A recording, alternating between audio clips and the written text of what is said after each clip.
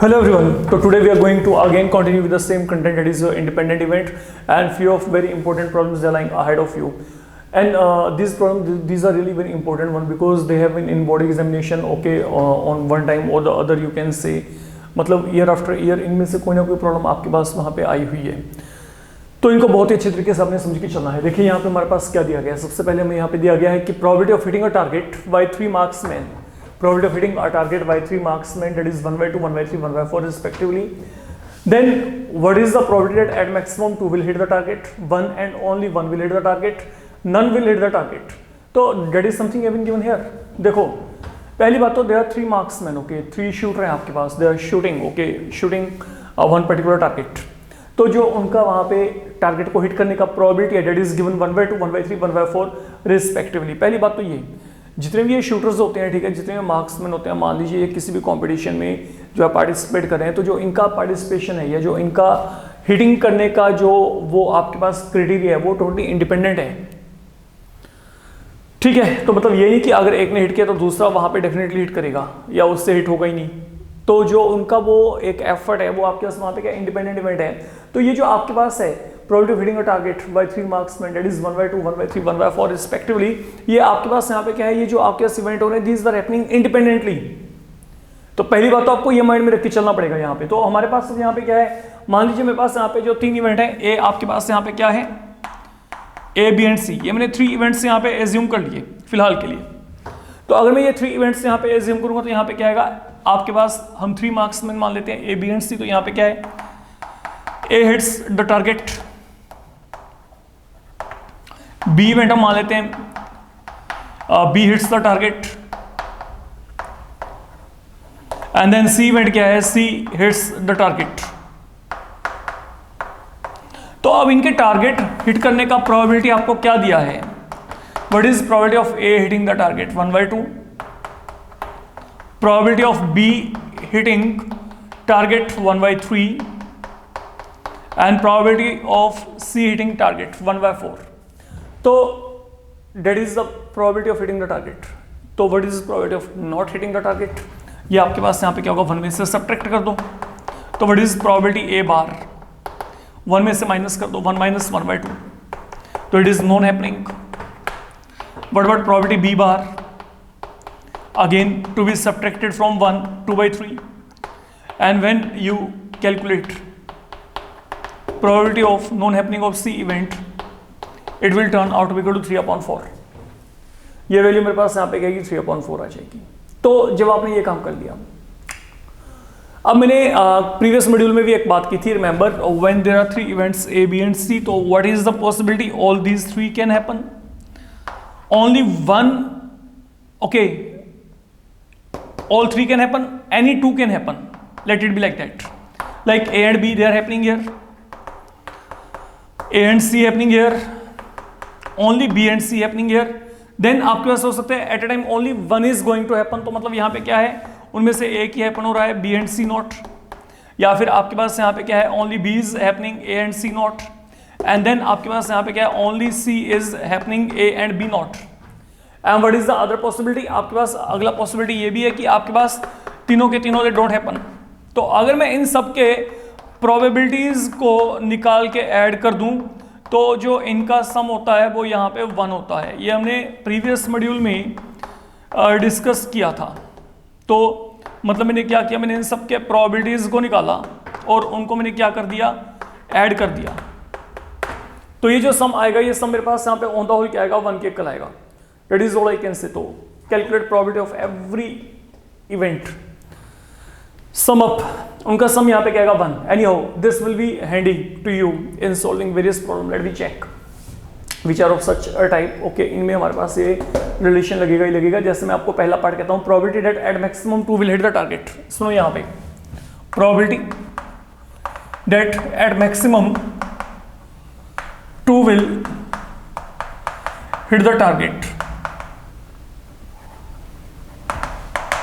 तो at maximum 2 will hit the target का मतलब क्या है, ज्यादा से 2 बंदे हिट कर सकते हैं। तो मतलब ये क्या हो सकता है, ए और बी ने हिट किया, सी ने नहीं किया,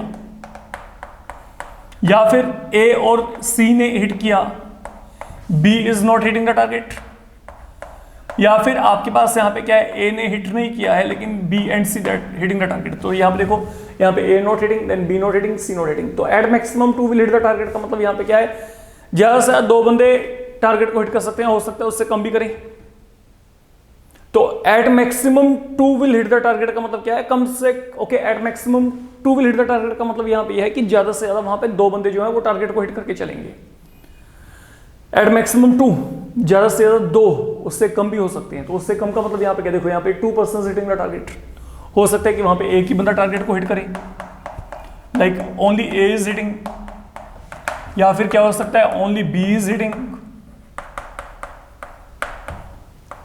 या फिर क्या हो सकता है only C is hitting the target. ठीक है, या हो सकता है कि कोई हिट ही ना करे।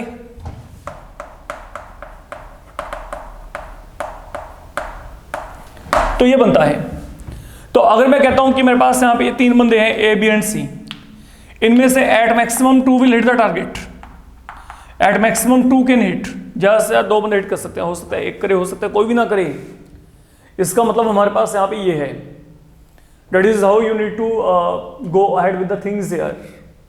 तो ये मेरे पास यहाँ पे क्या आ गया, now these are the events with me, now in order to calculate this complete value. Okay, आप ये मेरे को लगता नहीं कि बिल्कुल ही किसी भी तरीके से वाइजेबल है कि आप यहाँ पे क्या करो, आप यहाँ पे सातों के सातों इवेंट की प्रोबेबिलिटीज निकालने बैठ जाओ। तो यहाँ पे क्या ये 7 इवेंट आपके पास यहाँ पे आ चुके हैं। तो इन सातों का वैल्यू क्या होगा, that will be equal to 1 minus probability ABC, and from where we are getting this thing, we are getting this thing from this particular relation. ये यहां से आपके पास वैल्यू आ रही है। तो ये यहां पे क्या बन जाएगा, 1 माइनस प्रोबेबिलिटी ऑफ ए, क्योंकि इवेंट इंडिपेंडेंट है, probability B, probability of C, and then what is the probability of A now here. Probability of A यहां पे क्या है 1/2, प्रोबेबिलिटी ऑफ बी कितना है 1/3, इट इज 1/4। तो that will turn out to be equal to 23/24। तो ये मेरे पास यहाँ पे क्या आएगी, मेरे पास यहाँ पे रिक्वायर्ड प्रोबेबिलिटी होगी, the probability when eight maximum 2 will hit the target. Fine, ये बात अपने माइंड में रख के चलेंगे। देन सेकंड हमारे पास यहाँ पे क्या है, 1 and only 1 will hit the target, 1 and only 1 will hit target. Clear है, बिल्कुल क्लियर, प्रिसाइजली आपको कह दिया गया, एट अ टाइम एक ही बंदा हिट करेगा, या तो ए या फिर बी या फिर यहां पे सी, इधर ए और बी और सी। तो इन तीनों को अब आप यहां पे इवैल्यूएट करने के लिए इनकी वैल्यूज को फिल कर देंगे। Now what is probability of A 1/2, what is probability of B bar, वो पड़ा है वहां पे, चेक करो वहां पे 2/3, प्रोबेबिलिटी ऑफ सी बार आपके पास वहां पे क्या है 3/4, probability of A bar 1/2, probability of B 1/3 ये आपको दिया गया है, प्रोबेबिलिटी सी बार अगेन 3/4, ए बार का प्रोबेबिलिटी 1/2, बी बार का प्रोबेबिलिटी कितना है यहाँ पे 2/3, एंड सी का प्रोबेबिलिटी यहाँ पे क्या 1/4। तो that is what you need to do. तो अगर आप यहाँ पे सॉल्व करेंगे तो यहाँ पे 6 + 3 + यहाँ पे 2/24, 11/24। तो ये वैल्यू मेरे पास यहाँ पे आ जाएगी अगर आपने इसको सोल्व किया तो यहाँ पे। फाइन, तो 1 and only 1 will hit the target. ये मेरे पास यहाँ पे जो है, ये मेरे पास यहाँ पे ये at a time A B and C, एक ही बंदा वहां पे टारगेट को हिट कर रहा है, and accordingly this has been evaluated. Then आपके पास यहां पे क्या है, none will hit the target, none hits the target. तो इसका मतलब यहां पे क्या है, ना तो ए ना बी ना सी, सिंपल। अब आपको पता है क्योंकि A B and C independent है, तो ऑब्वियस सी बात है ए बार बी बार सी बार भी यहां पे क्या होंगे, इंडिपेंडेंट। हमने थ्योरेटिकली पहले से वेरीफाई कर रखा है। तो यहां पे क्या आएगा, probability A bar into probability B bar into probability C bar. Now what is the value of probability A bar 1/2, probability B bar यहां पे क्या है 2/3, and then what is this 3/4। तो you can simplify it, that will become 1/4, this will turn out to be equal to 1/4। अच्छा, now in case there is one more, let it be one more option. मैं आपको यहां पे कहता हूं probability that target is a hit. तो what does that mean, target is a hit, what does that mean. अब बहुत सारे बच्चे इस चीज को किस तरीके से लेके चलते हैं, दे सिंपली एज्यूम कि जो अगर टारगेट इज अ हिट है तो यहां पे क्या होगा, प्रोबेबिलिटी ए बी सी निकाल के आएंगे। मैं एक सिंपल सा आपको रैंडम एग्जांपल लेके चलता हूं। मान लीजिए हम यहां पे क्या कर रहे हैं, ठीक है, मैंने आपको यहाँ पे जैसे मैं क्लास है, मैं यहाँ पे क्लास लेके चल रहा हूँ, मेरे पास वहाँ पे 25 बच्चों का ग्रुप है, ठीक है।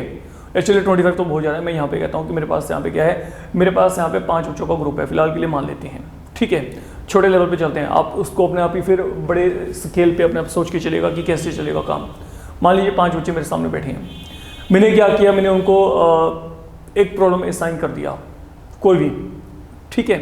तो जब मैंने उनको प्रॉब्लम को असाइन किया, बच्चों ने करना शुरू कर दिया। After a few minutes I declare problem is done, ठीक है, या प्रॉब्लम इज सॉल्व्ड, मैंने ये कहा। तो 5 बच्चे बैठे हैं, 5 बच्चे बैठे हैं, वो काम कर रहे हैं, उनको एक प्रॉब्लम असाइन किया गया। After a few minutes I declare कि problem is simplified, it is solved. What does this mean, आपके माइंड में क्या आता है? अब प्रॉब्लम इज सॉल्व्ड का मतलब यहाँ पे क्या है, वो जो 5 बंदे बैठे हैं, हो सकता है 5 ने कर दी हो, ठीक है, हो सकता है 4 ने की हो सकता है कोई 3 ने की हो सकता है 2 ने की हो सकता है 1 ने की हो। चाहे एक भी सोल्व कर रहा है, लेकिन प्रॉब्लम तो सोल्व हो गया ना वहां पे। Getting my point what I am saying here? तो ऐसे ही यहां पे क्या है, टारगेट इज अ हिट। 3 बंदे खड़े हैं वहां पे टारगेट हिट करने के लिए, तो टारगेट इज अ हिट का मतलब यहां पे क्या है, चाहे तो एक बंदा हिट कर दे, चाहे 2 कर दें, चाहे तीनों ही कर दें, टारगेट तो हिट हो गया ना। तो आपको यहां पे इन सभी केसेस को लेके चलना पड़ेगा। मतलब यहां पे क्या है, टारगेट इज अ हिट में क्या आएगा, चाहे तो एक बंदा हिट करे, लाइक ए इज हिटिंग, ठीक है, then B is hitting, then C is hitting. तो टारगेट यहां पे हिट हो गया, यहां पे ए ने किया, यहां पे बी ने, यहां पे सी ने, या फिर 2 बंदे हिट कर सकते हैं। तो 2 बंदे अगर हिट करेंगे तो वहां पे क्या आएगा, A and B they are hitting. Then आपके पास यहां पे क्या है, A and C they are hitting, then B and C they are hitting. ये देखो यहां पे क्या है, यहां पे C डज नॉट हिट, यहां पे B ने हिट करा, यहां पे A ने हिट करा। मतलब यहां पे एट अ टाइम, ये देखो यहां पे तो 1 ने हिट किया, यहां पे 2 ने हिट किया, या फिर तीनों के तीनों वहां पे हिट कर सकते हैं। तो जब भी आपके पास कोई इस तरीके का प्रॉब्लम आता है, the target is a hit, be very careful, okay. तो आपको वहां पे टेक्निकली इन सब प्रॉब्लम्स को हैंडल करके चलना पड़ेगा। तो यहाँ पे ये क्या आएगा, अब in spite of calculating all these 7 what I will do, it will B 1 minus probability that target is not a hit, क्योंकि सिर्फ यही एक रह गया। And what is this value equal to, ये वैल्यू मैंने यहाँ पे पहले से निकाल रखा 1 minus 1/4, तो that will turn out to be equal to 3/4। Fine, तो ये जो वैल्यू मेरे पास यहाँ पे आएगा, ये वैल्यू मेरे पास यहाँ पे क्या आएगा, 3/4 आ जाएगा। तो that is how you need to continue with the things here। ये बहुत ही इंपॉर्टेंट एग्जाम्पल है, क्योंकि इसके बेसिस पे पता नहीं कितने numerous problems have been given to you. तो अगर आपको ये कंसेप्ट क्लियर है तो वो बहुत ईजी वे में आपके पास वहाँ पे हो जाएगी। Fine, now coming towards second one. Now second one, अब आपके पास यहाँ पे क्या है, let it go through that. A speaks truth in 70% of cases and B in 90% of cases. Fine. In what percent of cases are they likely to contradict each other? देखिए आपको यहाँ पे क्या दिया है, आपको ये दिया गया कि जो A is speaking truth in 70% of cases and B is speaking truth in 90% of cases. That is something you are given here. तो आप यहाँ पे इवेंट ए यहां पे एज्यूम कर लें, ए स्पीक्स ट्रूथ,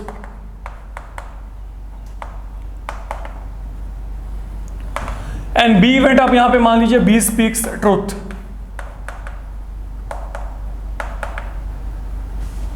तो जो आपके पास यहां पे probability of A speaking truth, ये आपको क्या दिया, 70% केसेस में वो वहां पे सही बोल के चल रहा है, तो 7/10 I can say, and then probability of B speaking truth 90% cases में, तो यहाँ पे 9/10। तो it mean probability of A not speaking truth 3/10 and probability of B not speaking truth 1/10।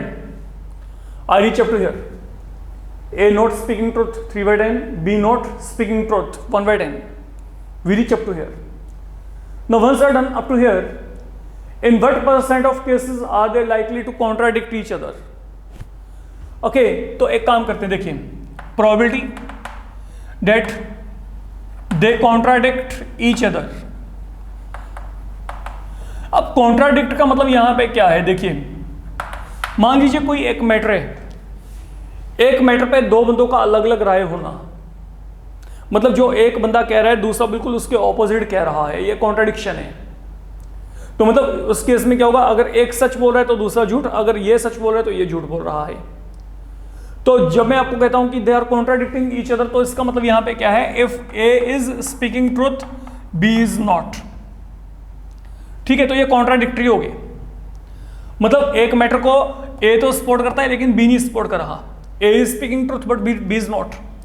तो दोनों के जो आपके पास वहां पे आर्गुमेंट होंगे, they will be you can say in a debatable mode. तो वो दोनों आपस में क्या करेंगे, एक दूसरे को कॉन्ट्राडिक्ट करेंगे, एक दूसरे के ऑपोजिट होंगे वहां पे।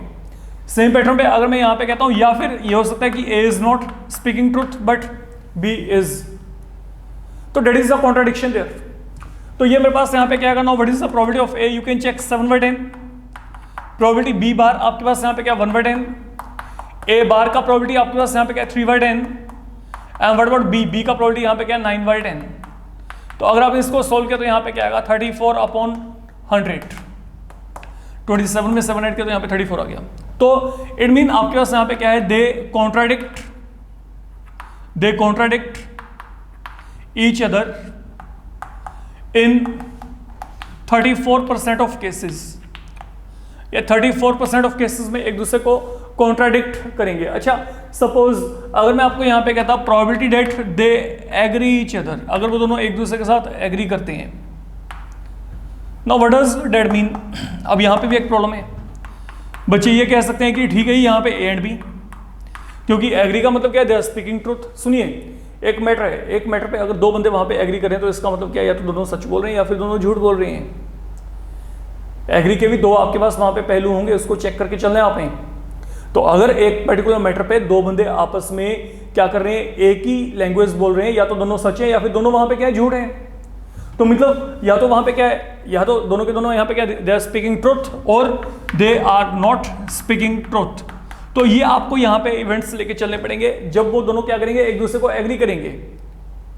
ठीक है, तो यहाँ पे क्या आएगा, now what is probability of A. Probability of A आपके पास यहाँ पे क्या 7/10। What is the probability of B 9/10। What about A bar, A bar आपके पास यहाँ पे क्या 3/10। And what about B bar 1/10। तो अगर आप यहाँ पे करेंगे तो 66/100। तो मतलब यहाँ पे ये आपके पास यहाँ पे क्या, they are agreeing each other in 66% of cases, you can check.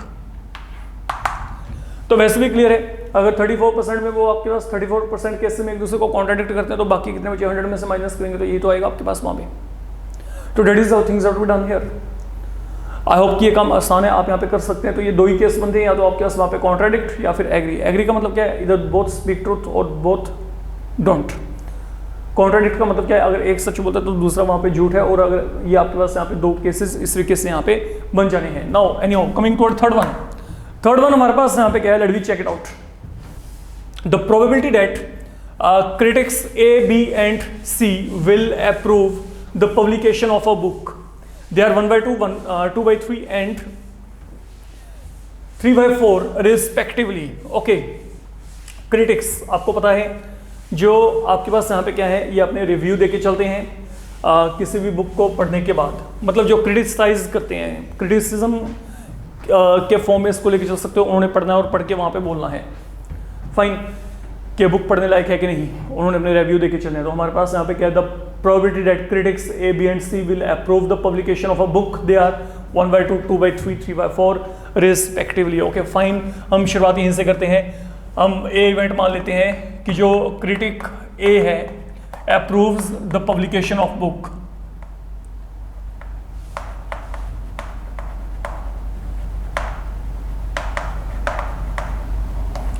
Then same pattern पे जो बी इवेंट होगा, critic B approves the publication of book and C critic, third one critic C approve publication of a book. Then what is the probability of A here? If A is approving the publication of book, its probability is 1/2. B is approving the publication of book, 2/3. And C is approving the publication of book, that is your 3/4. तो ये probability A, probability B, probability C हमारे पास यहाँ पे हो चुके हैं, half, 2/3 and 3/4. This is something are given here. And accordingly probability of A not approving book, 1 में से माइनस कर दो, 1/2. B not approving the book, 1/3. Then C not approving the book, 1/4. Now अब आपको यहाँ पे क्या कहा गया है, what is the probability that book will receive majority approval. तो probability that book receives majority approval, तो ये जो आपके पास वर्ड है मेजॉरिटी अप्रूवल, इसका मतलब यहां पे क्या है, देखिए मेजॉरिटी अप्रूवल का मतलब यहां पे क्या है, ये ना कुछ इस तरीके से हो गया जैसे आपके पास ये आजकल ये सिंगिंग एंड डांसिंग कंपटीशन होते हैं जहां पे 3-3 जजेस बैठाए थे जिन्होंने वोटिंग करनी होती है, ठीक है।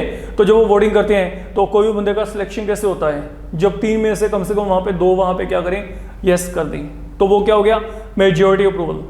तो 3 में से या तो 2 यस कर दें, तीनों के तीनों वहां पे यस कर दें, तो वो बंदे को अगले राउंड के लिए वहां पे सिलेक्ट कर लिया है, that is something like that. तो मेजॉरिटी अप्रूवल का मतलब यहां पे क्या है, 3 में मेजॉरिटी का बनेगी या तो 2 की या फिर वहां पे क्या बनेगी 3 की, सीधी बात है। तो अगर बुक जो है that is receiving a majority approval, तो मतलब या तो वहां पे क्या है 3 में से 2 बंदों ने यस किया या फिर तीनों के तीनों ने वहां पे यस किया है, ठीक है। तो मतलब आपके पास यहाँ पे केसेस क्या बनेंगे, या तो 2 ने यस किया, मान लो ए और बी ने यस किया, सी ने नहीं, या फिर आपके पास यहाँ पे क्या है A और C they are on yes side, B is not. Then आपके पास B and C now they are in favor, A is not. All या फिर आपके पास यहाँ पे क्या है, all of them they are going to approve the publication of book. तो ये मेरे पास यहाँ पे मेजॉरिटी है। मेजॉरिटी का मतलब क्या है, या तो तीनों ने किया या एट अ टाइम कोई 2 बंदे वहां पे क्या कर रहे हैं, उस बुक के जो है बुक के लिए मेजॉरिटी अप्रूवल वहां पे देके चल रही है, इसका मतलब ये है। And then you can evaluate them one by one, क्योंकि I don't think it makes any sense to make use of this formula, क्योंकि ये 1 माइनस फिर भी वहां पे 4 रहेंगे, तो बेटर है कि इसको आप यहाँ पे डायरेक्ट इवेल्युएट कर लें। इवेल्युएट करने का तरीका आपको पता है, because events they are independent, तो प्रोबेबिलिटी ऑफ ए यहाँ पे क्या 1/2, प्रोबेबिलिटी ऑफ बी हमारे पास यहाँ पे क्या 2/3, प्रोबेबिलिटी ऑफ सी बार यहाँ पे क्या 1/4, तो everywhere you need to fill the values like this and then get it done. इसको आप सोल्व कर लीजिए, you will get your answer there, fine. तो आपने क्या करना है, इवेंट्स आपके पास सभी इंडिपेंडेंट ही हैं। इवेंट इंडिपेंडेंट क्यों है, क्योंकि हर एक बंदे का अपना पर्सनल डिसीजन है, वहां पे उनका जो डिसीजन है वो एक दूसरे के ऊपर डिपेंडेंट नहीं है। तो जो भी ये काम चल रहे हैं ये आपके पास यहाँ पे क्या है, ये आपके पास सभी इंडिपेंडेंट इवेंट है, इस बात को माइंड में रख के चलना है। तो इंडिपेंडेंट इवेंट के अकॉर्डिंग ही हम यहाँ पे इनको सिंप्लीफाई करके चल रहे हैं। Now let we come across the fourth one, जो कि सबसे इंपॉर्टेंट है, जो अभी हमने यहाँ तक किए हैं जितने भी सम, क्योंकि इसमें अब आपके पास यहाँ पे एक इनफाइनाइट जीपी बनने वाला है। ओके, थोड़ा सा सरप्राइजिंग लगता है सुनने में, लेकिन let we check it out. सुनिए यहाँ पे फोर्थ में आपको क्या दिया है, A B and C they are playing a game of tossing a coin. तो यहाँ पे the 3 persons they have been given A B and C. तो what is happening now, they are playing a game of tossing a coin, fine. तो अब होता क्या है, जो ए है, ए जो टॉस करता है पहले पोजीशन पे करता है, बी सेकंड, एंड सी जो है वो सबसे एंड में थ्रो करेगा कॉइन को। तो उन्होंने क्या किया, 3 बंदे हैं, ए ने सबसे पहले थ्रो किया, बी ने सेकंड प्लेस पे, सी ने क्या किया 3rd प्लेस पे। आगे आपको यहां पे क्या दिया है, anyone who is getting heads wins the game, जिसके पास हेड आएगा वो बंदा वहां पे गेम जीत जाएगा।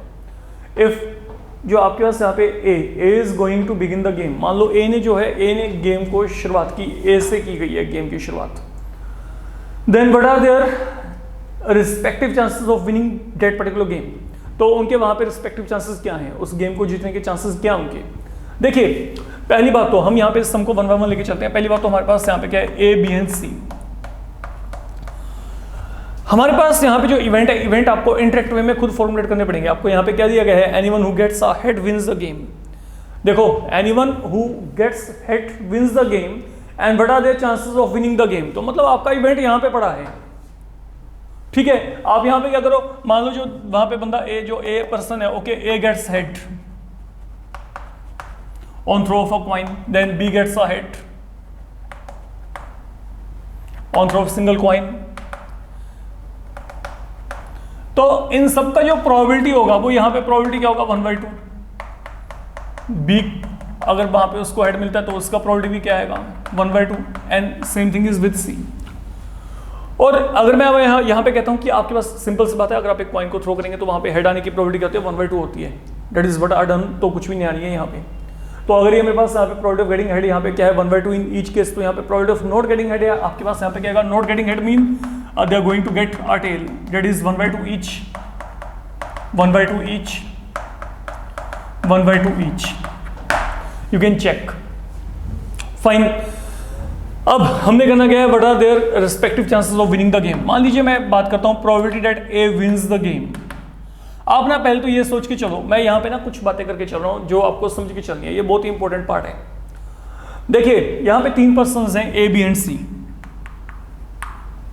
गेम चल रही है, शुरुआत होती है ए से, followed by B and C comes at the variant. ये सिचुएशन कुछ ऐसा है कि मान लीजिए ए ने गेम की शुरुआत की, ठीक है,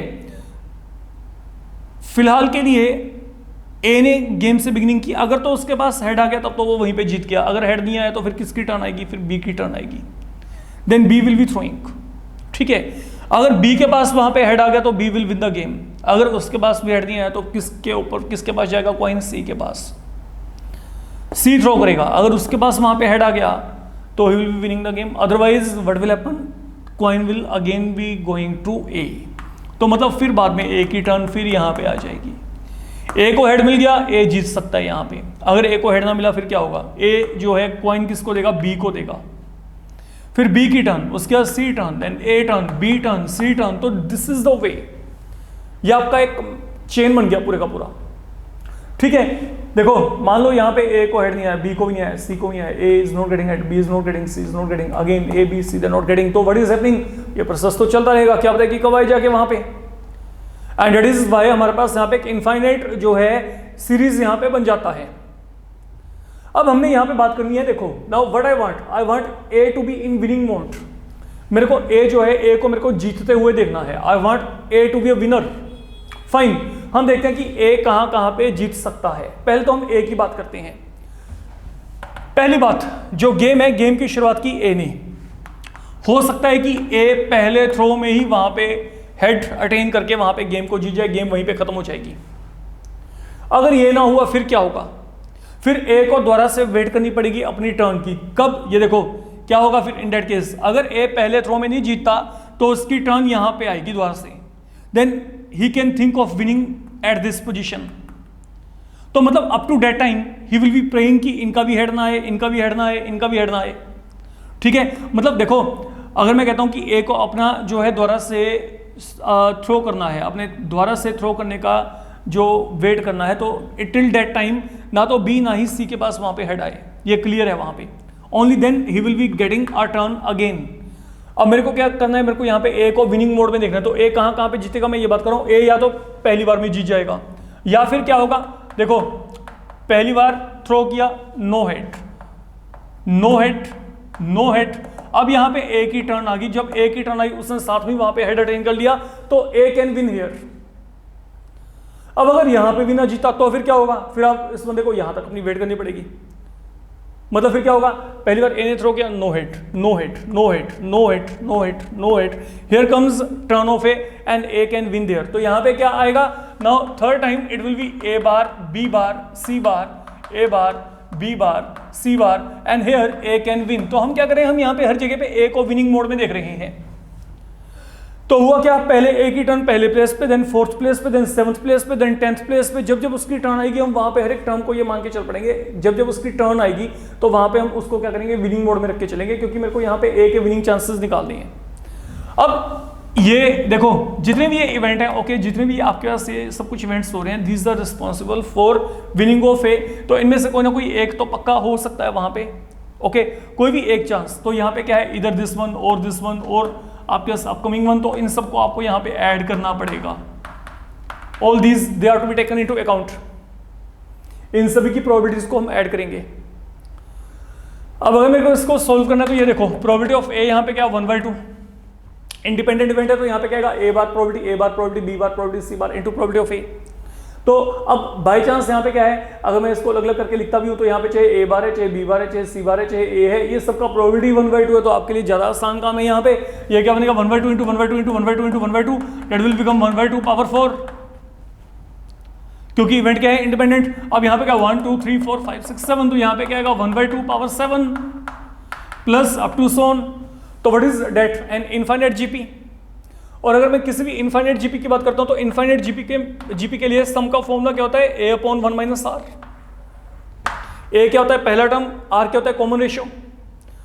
तो पहला टर्म यहां पे क्या 1/2, ये पहला टर्म हो गया। रेशियो यहाँ पे क्या है, दोनों को डिवाइड कर दो।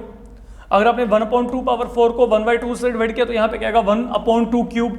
रेशियो के लिए क्या करते हैं, सेकंड टर्म को पहले वाले टर्म से डिवाइड किया तो यहाँ पे 1/2 पावर 4 को अगर 1/2 से डिवाइड किया it will be 1/2 whole cube, तो डेट विल बिकम 1/2 इंटू, अब ये क्या है 1 - 1/8 मतलब 7/8, तो इसका रेसिप्रोकल 8/7, तो डेट विल प्रोवाइड यू 4/7।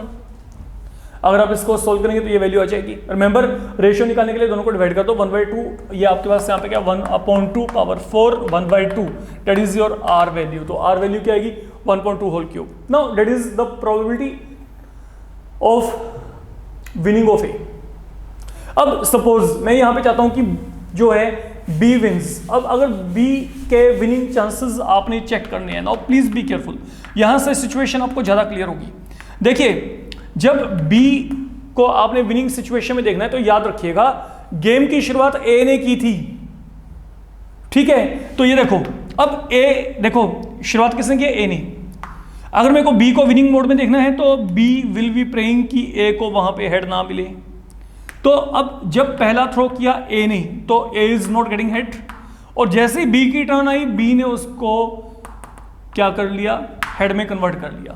मतलब थ्रो ए ने करना है पहले, ए के पास हेड नहीं आया, जब बी के पास कॉइन आया पहली बार उसने पहली बार में वहां पे हेड अटेन कर लिया, तो he is getting head now and therefore he is winning the game. Game वहीं पे रुक गया। या फिर क्या होगा, अब बी को अपने अगले टर्न की वेट करनी पड़ेगी। अब अगला टर्न कहां पे आएगा, ये देखो, अब यहां से शायद आपको आइडिया हो जाएगा, या तो बी यहां पे जीतेगा, कहां पे, सेकंड प्लेस पे, क्योंकि उसकी सेकंड टर्न है, या फिर कहां पे जीतेगा, 5th प्लेस पे।